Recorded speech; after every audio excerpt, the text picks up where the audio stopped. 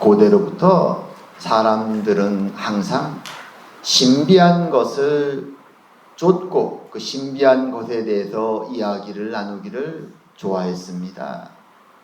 각 종교나 고대 이야기에는 신비한 능력을 가진 물건이나 신비한 능력에 대한 이야기들이 그래서 많이 등장합니다.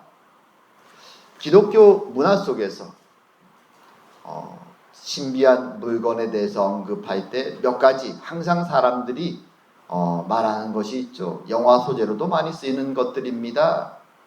어떤 것들이 있을까요? 몇 가지 특별히 예수님과 관련된 것이 많은데 중세 때는 그게 전 진짜라고 주장하는 사람들도 많았죠. 예수님이 돌아가실 때 있었던 십자가 조각, 그거 가지고 주장하는 사람도 많고요. 또 어떤 사람들은 예수님이 돌아가실 때 입었던 세마포로 된 그 옷, 겉옷을 가지고 신비한 물건이라고 주장하기도 합니다. 또 어떤 사람들이 예수님이 최후의 만찬에서 마셨던 그 잔, 그걸 보통 성배라고까지 부릅니다. 사실 성경에서는 먹고 지나가지만 그런 유물들을 사람들은 대단한 능력의 유물이라고 생각해서 찾고 그것이 어디 있을까 서로 경쟁하기도 합니다. 또 구약에서 방금 우리가 읽은 이 본문에 등장하는 십계명의 이 두 돌판, 그리고 그 십계명의 돌판을 보관했던 언약궤를 신비하고 능력의 물건이라고 사람들은 생각했습니다. 그래서 많은 전설이나 이야기나 소설이나 심지어 영화에도 이 이야기들이 등장을 합니다. 사람들은 그 물건을 찾고 신비한 능력을 얻기 위해서 노력을 하죠. 하지만 이런 이야기들은 전혀 성경에 근거한 이야기들은 아닙니다. 우리 기독교는 신비주의 종교가 아니죠. 무슨 신비한 능력을 쫓는 종교가 아닙니다. 성경의 내용을 찾아가 보면 예수님이 돌아가실 때 잠시 접촉했던 나무로 된 십자가나 입었던 겉옷이나 그 마지막 마셨던 잔은 아무 의미가 없습니다. 비록 신비한 능력은 없지만 오늘 본문에 등장하는 이 십계명의 두 돌판은 의미는 굉장히 깊이 있습니다. 그것이 하나의 돌로 된 물질에 지나지 않지만 성경 속에서 그것이 갖는 상징적인 의미는 굉장히 큰 것이 있습니다. 우리는 신비주의를 쫓지 않기 때문에 그런 신비한 물건에 더 관심 가질 필요는 없지만 오늘 본문에 등장하는 세상 사람들이 그리고 모험가들이 신비한 능력이 있을 거라고 생각했던 그 십계명의 두 돌판은 그런 능력과는 상관없이 성경 전체에서 가지는 중요한 의미가 있습니다. 오늘은 모세가 두 번째로 이 돌판을 가지고 하나님께 나아가는 장면이 등장합니다. 오늘은 그 장면을 보면서 그것이 어떤 의미를 지니는가, 그리고 지금 오늘 살아가는 우리에게는 어떤 의미가 있는가, 주님이 주시는 메시지를 함께 나누고자 합니다. 자, 십계명의 두 돌판, 사실 처음 돌판이 아닙니다. 처음 돌판은 하나님이 직접 만들어 주셨고 그리고 거기에 십계명을 새겨 주신 내용입니다. 아마도 그림으로 보면 이런 그림이 되겠죠. 하지만 이 돌판, 첫 번째 돌판은 다 부서졌습니다. 왜 부서졌습니까? 이스라엘 백성들이 황금 송아지로 우상 숭배하는 모습을 모세가 산에서 이 귀한 두 돌판을 들고 내려왔다가 목도하고 너무 화가 나고 분노해서 그것을 집어던져서 다 깨어져 버리고 말았습니다. 그리고 이제 모세는 그 죄 때문에, 그 백성의 죄 때문에 오랜 시간 계속 하나님께 중보의 기도를 드립니다. 그리고 이제 하나님의 허락을 받고 그가 중보했던 내용은 두 가지였죠. 이스라엘 백성을, 언약을 어기고 깨었던 그 부패한 백성을 다시 하나님의 백성으로 삼아달라는, 하나님이 함께 동행해달라는 그 기도 하나, 그리고 또 하나는 하나님의 영광을 보게 해달라는 그 기도, 두 가지 기도 제목을 가지고 기도했고 하나님이 응답하셔서 이제 다시 이전처럼 시내산으로 그를 부르십니다. 근데 그때 오늘 본문에 등장하는 이 십계명의 두 돌판을 깎아서 올라와라 이렇게 말합니다. 사실 돌판을 깎는 것은 결코 쉬운 일이 아니죠. 모세가 혼자 깎았는지 혹시 돌 깎는 전문가들이 도와줬는지 그것은 정확히 알 수 없습니다. 하지만 고대에도 돌을 깎는 것은 상당한 노력이 드는 일이죠. 자, 그것을 가지고 오늘 산에 올라갑니다. 시작할 때도 말씀드렸지만 세상 사람들에게는 호기심의 대상이고 신비한 능력이 있을 것 같은 이 돌판. 모세는 이 돌판을 깎고 하나님께 올라갑니다. 우리가 주목하는 것은 신비한 능력이 아니라 하나님이 어떤 의미에서 이 돌판을 깎아서 가지고 올라오라고 명령하시는가 하는 그 의미죠. 오늘날은 찾을 수 없는 이 돌판. 물론 에티오피아에 가면은 자신들이 시바 여왕의 후손이라고 주장하는 사람들이 있습니다. 그 사람들은 자신들의 한 은밀한 성전 안에 이 돌판이 아직도 있다라고 수백 년째 주장하고 있습니다. 아무도 본 사람은 없습니다. 그런 사람들이 있습니다. 하지만 그것이 중요하지 않죠. 이 의미가 중요합니다. 어떤 의미를 가질까요? 돌판이라는 것은 십계명을 새긴 두 돌판. 사실 이 돌판은 하나님과 그의 백성, 언약을 체결한 백성 사이의 언약 관계를 상징하는 것입니다. 십계명 자체는 그와 유사한 계명은 세계 곳곳에 있을 수 있습니다. 하다못해 우리나라도 고조선에 가면 무슨 8조 금법 이런 것이 있죠. 8조 금법, 행하지 말아야 될 그 많은 윤리적인 규칙입니다. 십계명도 비슷한 내용이 있습니다. 단순히 규칙은 이방인이 보든 믿는 자가 보든 그냥 규칙일 따름입니다. 하지만 이스라엘과 하나님 사이의 이 십계명은 단순히 규칙이 아니라 하나님의 언약 백성들이 어떻게 살아야 되는가 하는 것을 규정하는, 이스라엘 백성들은 이 10가지의 규칙을 지키면서 내가 누구인가를 확인하는 아주 중요한 약속의 내용들입니다. 그런데 이 약속의 내용이 깨어졌다는 것이 무엇을 의미할까요? 모세가 내려와서 깨부쉈습니다. 너무 화가 나서 이스라엘 백성이 율법을 어기고 우상을 숭배하는 것을 보고 너무 화가 나서 깨었습니다. 어떤 면에서 모세의 인간적인 감정과 분노를 통해 깬 것일 수도 있습니다. 그런데 흥미로운 것은 하나님이 모세에게 그것을 책망하는 내용이 성경에는 없습니다. 그리고 지금 오늘 본문에 다시 돌판을 만들어 오라고 명령합니다. 돌판이 깨어졌다는 것은 거기에는 모세의 다분히 감정적인 약간의 실수가 들어가 있을 수도 있지만 하나님 그것을 상징적인 행동으로 보시는 것이죠. 어떤 행동입니까?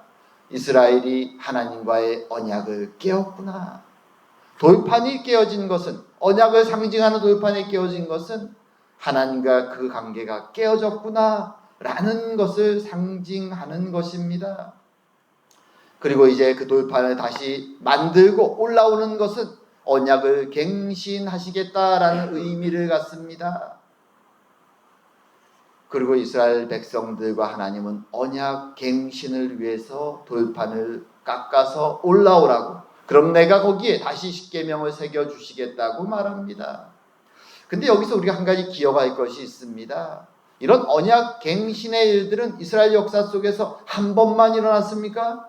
아닙니다. 사실 굉장히 여러 번 일어납니다. 그리고 이 언약 갱신은 하나님과 이스라엘 양자가 모두 갱신하는 것이 아닙니다.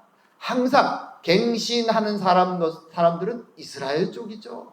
언약의 두 당사자 중에 하나님은 항상 신실하게 그 자리에 서 있습니다. 항상 언약을 어기고 회개하고 돌아와 다시 언약을 갱신하는 사람들은 이스라엘 백성들입니다. 이것에 대해서 몇백 년 뒤에 살았던 이스라엘이 결국 언약을 계속 어기다가 결국 멸망할 때에 살았던 예레미야 선지자가 마음에 새길 새로운 언약에 대해서 말하면서 이렇게 말합니다. 이 언약은 내가 그들의 조상들의 손을 잡고 애굽 땅에서 인도하여 내던 날에 맺은 것과 같이 아니할 것은 내가 그들의 남편이 되었어도 그들이 내 언약을 깨뜨렸음이라. 여호와의 말씀이니라. 말하자면 이 언약 관계는 마치 결혼과 유사하다고 하나님이 설명하시는 것입니다. 하나님은 신실한 남편입니다. 가족을 지키고 충성스러운 남편의 모습입니다. 하지만 이스라엘은 하나님 외에 다른 것들을 탐하고 우상 숭배를 하고 하나님의 율법을 어기며 하나님을 계속 배신하는 일이 반복되었다라는 것입니다. 그래서 오늘도 어떤 면에서 첫 번째 언약 갱신의 이 행동 앞에서 우리가 기억해야 되는 것이죠. 이것이 하나님의 언약 갱신, 그리고 이스라엘 쪽의 언약 갱신이다. 그리고 이 언약 갱신에는 하나님 앞에서는, 하나님 편에서는 짧게 내가 용서한다 라는 선포로 끝날지 모르지만 언약을 갱신하고 하나님 앞에 다시 돌아오는 이스라엘 쪽에서의 과정은 사실 그렇게 한순간에 한마디로 끝나지 않는 시간과 과정이 필요하다는 것이죠. 한번 우리가 지나온 과정을 생각해 보십시오. 이스라엘이 우상 숭배를 해서 벌을 받습니다. 그리고 이제 모세가 회막을 만들고 이스라엘 진영 밖에 그 회막으로 매일매일 하나님 앞에 중보하러 나갑니다. 이스라엘은 그 과정 속에서 물론 한두 명은 따라갔을지 모르지만 거의 대부분은 두려움 속에 그 하나님이 임재하시는 회막 앞으로 나아가지 못합니다. 자신들의 각자의 천막 앞에 서서 그 모습을 지켜봅니다. 모세가 하나님을 만나러 가는 것을 지켜봅니다. 하나님이 그 회막 위에 임재하실 때 그들은 두려움으로 엎드리며 하나님을 경배하고 회개하며 그 자리에 있습니다. 자신들의 천막 앞에 말입니다. 그 일이 하루 이틀 계속 반복됩니다. 이스라엘에게는 그 시간이 회개의 시간이고 모세는 회개의 중보를 하는 시간입니다. 그리고 이제 하나님의 응답 속에 모세는 돌판을 깎습니다. 비밀리 숨어서 혼자 깎는 것이 아닙니다. 모든 이스라엘이 아는 가운데 이제 그것을 준비합니다. 죄에 대한 하나님의 징계로 언약이 깨어졌음을 상징했던 그 돌판을 다시 깎는 것입니다. 돌판을 깎는 것은 쉽지 않죠. 어쩌면 옆에 돌을 잘 깎는 전문가들이 도와줬을 수도 있습니다. 이스라엘이 다 지켜보는 앞에서 모세는 하루 종일 돌을 깎습니다. 그리고 마음을 준비하고 하나님과의 언약 갱신을 위해 시내 산에 이른 아침 올라갑니다. 40일 동안 모세는 그곳에서 금식하며 하나님을 만나며 그 영광 속에 어떤 면에서 처음 했던 그 시간을 그대로 반복합니다. 이스라엘 사람 누구도 그 산에 접근하지 못합니다. 심지어 가축들도 풀을 뜯으러 그 산 앞으로 나오지 말라고 하나님은 명령하십니다. 이스라엘은 40일 동안 기다립니다. 첫 번째 40일은 기다리다 못해 하나님을 배신하고 우상을 숭배하고 탐욕스러운 잔치를 벌였지만 이번에 이스라엘은 알고 있습니다. 똑같은 40일이 반복되지만 이전과는 달라야 한다는 것을. 그들은 모세가 내려오기를 기다리며 회개하며 하나님이신 만나를 먹으며 하루하루 그 시간을 다시 반복하는 것이죠. 그것이 언약 갱신의 과정이었습니다. 우린 이것을 기억해야 됩니다. 우리가 하나님의 말씀을 어기고 회복되는 과정은 하나님 쪽에서는 한 번의 용서일 수 있지만 패역한 우리가 회복하는 과정에는 시간이 걸린다는 것입니다. 우린 그것을 기억할 필요가 있습니다. 은혜로 올라가는 순간, 그것은 어떤 한순간의 은혜 속으로 깊이 올라갈 수 있습니다. 이스라엘 백성이 그랬죠. 많은 기적을 경험하고 홍해를 건너며 그들은 하나님을 찬양하고 마치 하나님 앞에 서 있는 것처럼 은혜의 절정을 달렸습니다. 하지만 기다림의 40일이 되었을 때 그들은 그 은혜를 다 집어던지고 한순간에 바닥으로 떨어져 우상 숭배자들이 되었죠. 언약 파괴자들이 되었습니다. 거기서 회복하는 시간, 회개하고 중보하고 다시 하나님께 돌아오는 시간이 걸립니다. 중보를 지켜보고 돌을 깎는 것을 지켜보고 모세가 올라가는 것을 지켜보며 그 하루하루의 시간을 그들은 회복의 시간으로 기다리는 것이죠. 그것이 회복의 시간입니다.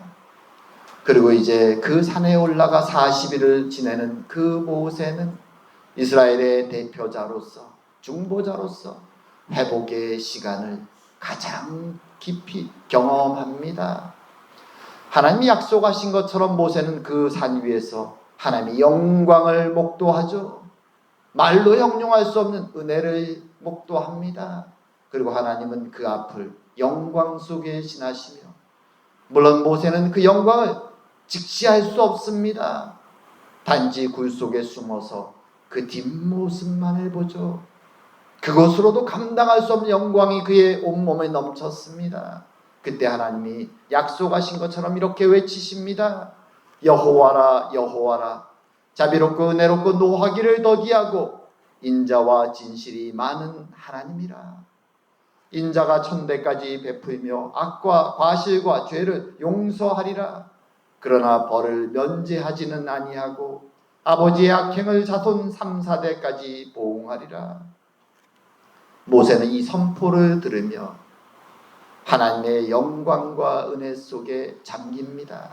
마치 그 옛날 베드로와 세제자들이 변화산 위에서 주님과 하나님의 사람들이 만나 그 큰 영광 속에 있을 때 그 자투리를 옆에서 지켜보고 그가 뭐라고 말합니까? 주님 여기가 좋사오니 제가 초막을 짓고 여기에 머물겠습니다. 너무 그 영광이 하나님의 은혜 안에 작은 자락을 맛보았지만 너무 황홀하고 기뻤던 것이죠. 오늘 모세는 그것보다 훨씬 더 크고 은혜로운 영광을 맛보고 있습니다. 하나님의 은혜, 하나님의 사랑이 어떤 것인지, 하나님의 선하심이 어떤 것인지, 우리가 말로 형용할 수 없는 큰 은혜를 모세는 경험합니다. 하나님의 사랑과 성품을 경험합니다. 그리고 그 가운데 하나님은 두 가지 말씀을 하시죠. 하나님의 인자하심의 용서와 그리고 하나님의 벌에 대해서 말씀하십니다. 어떤 이 두 가지는 굉장히 모순돼 버립니다. 한쪽은 하나님이 인자로 천대까지 베풀고 악과 과실과 죄를 용서하신다고 말합니다. 천대입니다. 사우전 제너레이션이죠. 한 세대를 만약 30년으로 잡으면 3만 년입니다. 엄청난 시간이죠. 여기서 말한 인자라는 것, 히브리어로 헤세드란 단어는 언약 백성을 향한 하나님의 특별한 사랑을 의미하는 단어입니다. 그 사랑으로 하나님이 그들의 죄를 용서하신다고 말합니다. 그런데 바로 이어서는 벌에 대해서 언급합니다. 아니 다 용서하셨는데 이건 뭔 의미인가 우리는 의문을 갖죠. 그러나 벌을 면제하지는 아니하고 아버지의 악행을 자손 3, 4대까지 보응하리라.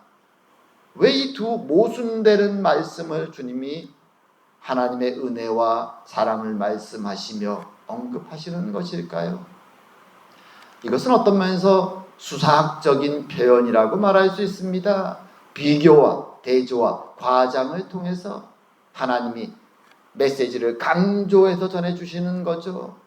두 가지 의미를 우리가 생각할 수 있습니다. 하나는 하나님이 죄를 벌하시는 것보다 그의 백성을 향한 사랑은 비교할 수 없이 크다는 것이죠. 3, 4대를 숫자로 계산하면 한 100년쯤 될 것입니다. 하지만 하나님의 인자가 베풀어주는 시간은 3만 년입니다. 비교할 수가 없죠. 이것은 숫자적으로 이것이 정확하게 이렇게 이루어진다는 것을 의미하는 게 아니라 하나님의 인자와 사랑은 그만큼 측량할 수 없이 크다라는 것을 언급하는 것입니다. 하나님 그런 분이다라는 것이죠.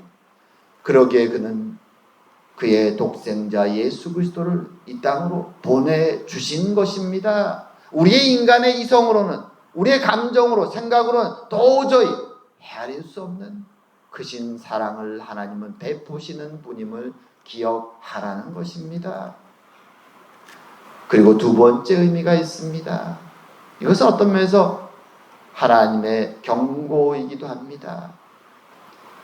믿는 하나님의 백성이 죄를 범할 때, 그의 욕망 때문에 죄를 범할 때, 그 죄의 영향이 비록 하나님 앞에서 죄가 용서함 받았다 할지라도 그 죄의 영향이 남아 있음을 알아야 된다.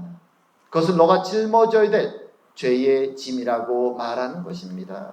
우리 흔히 생각할 수 있습니다.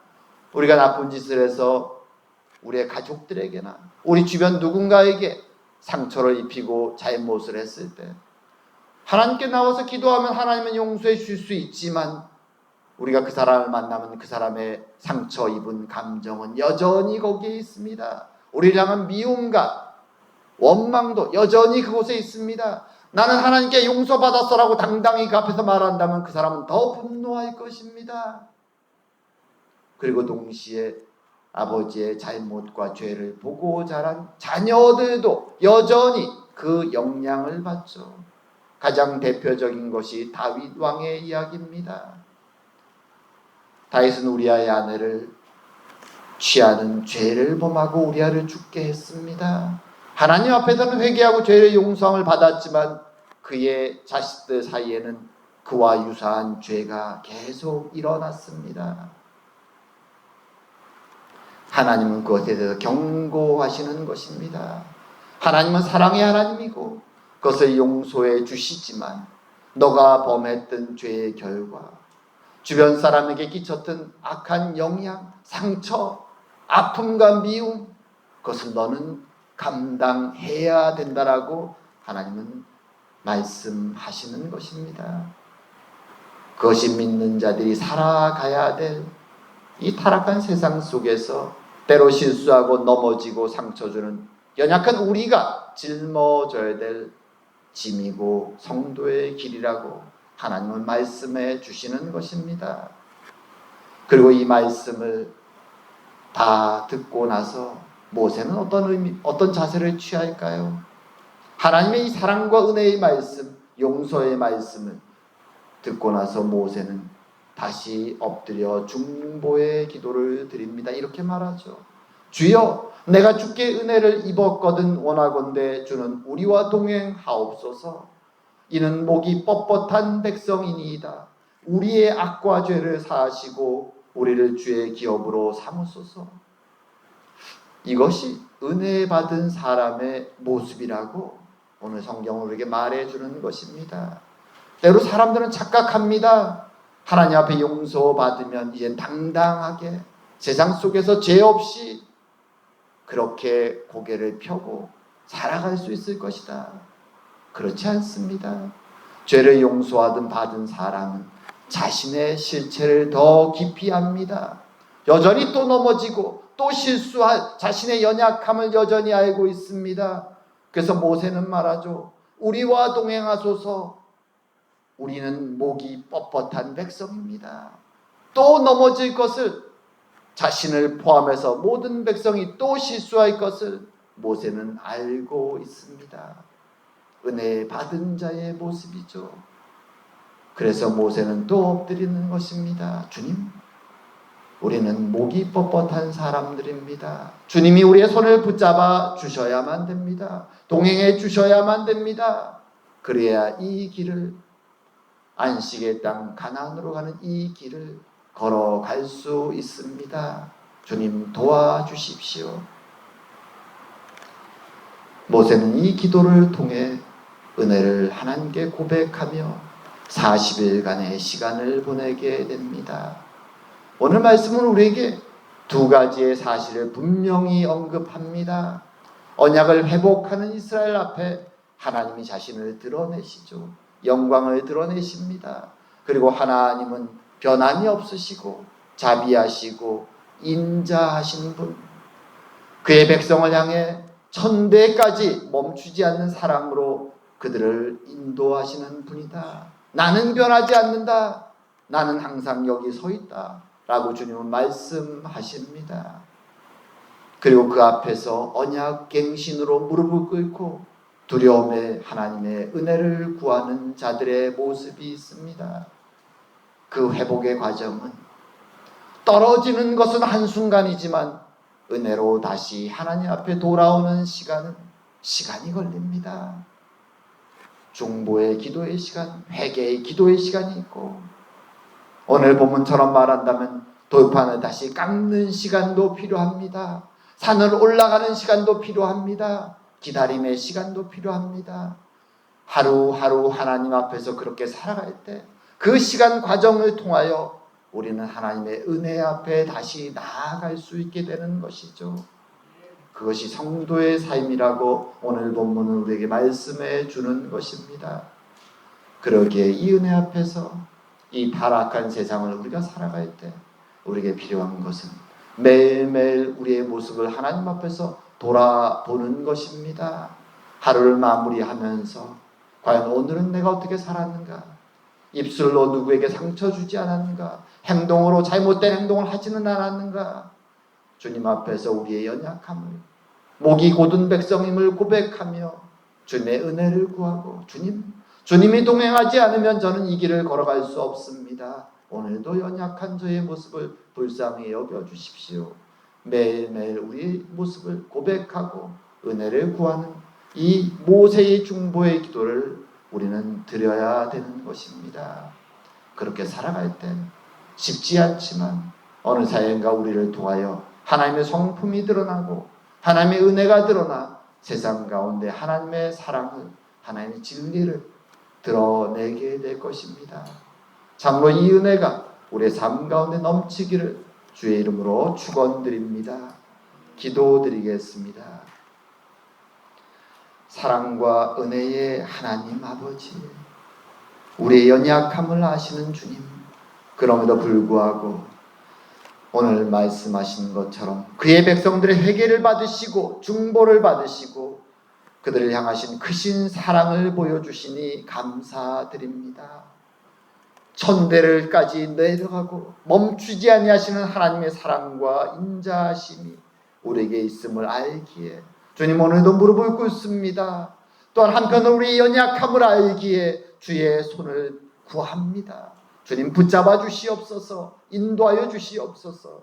그리하여 부족하지만 주의 백성의 길을 걸어갈 수 있는 은혜를 허락하여 주시옵소서. 오늘도 함께 하시고 저희를 인도하심을 감사드리오며 모든 말씀 예수님 이름으로 기도드립니다. 아멘.